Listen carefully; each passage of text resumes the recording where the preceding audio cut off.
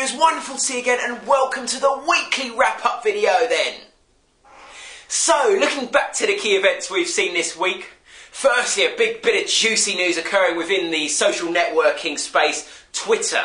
Now, Associated Press on their tweet, they noted that there was an explosion within the White House and that President Obama of the US had been injured. So you can imagine what happened in the markets. Yes, stock futures tanked, a lot of pressure there in the equity markets, with T-notes spiking high by around 16 ticks and yen strengthening just on safe haven flows across the board in the Forex market.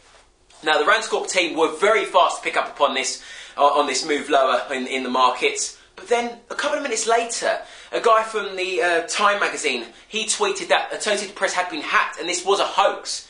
So we did quickly come back to pre-announced levels in all of the market and the asset classes. And then Associated Press also came out themselves and said, yes, they had been hacked, and the White House just confirmed that Obama's fine and there was no incident. So as I said, Ranscorp were very good on that. We picked the move as it came down and back up to pre-announced levels. Looking elsewhere, another topic, ECB with their rate decision next week. A lot of markets are factoring a 25 basis point cut from the ECB. We have seen a bit of weakening in the euro currency within this trading week.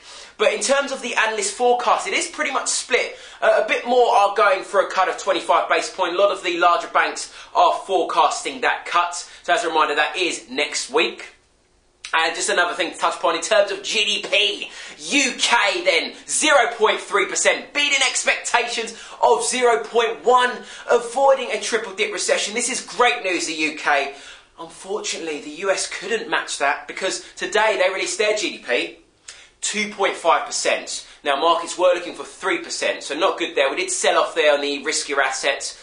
But, you know, could this put back in terms of the speculation of the Fed tapering QE earlier than possible? Who knows? But we do have the FOMC minutes, or rate decision rather, next week.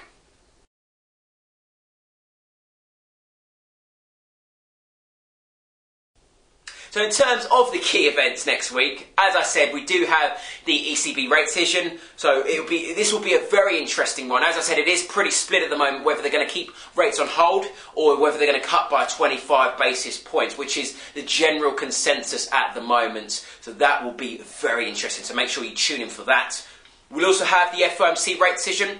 Hot topic, of course, will be we want to hear or listen to the language they use, whether or not they're going to suggest of any tapering of QE earlier than planned.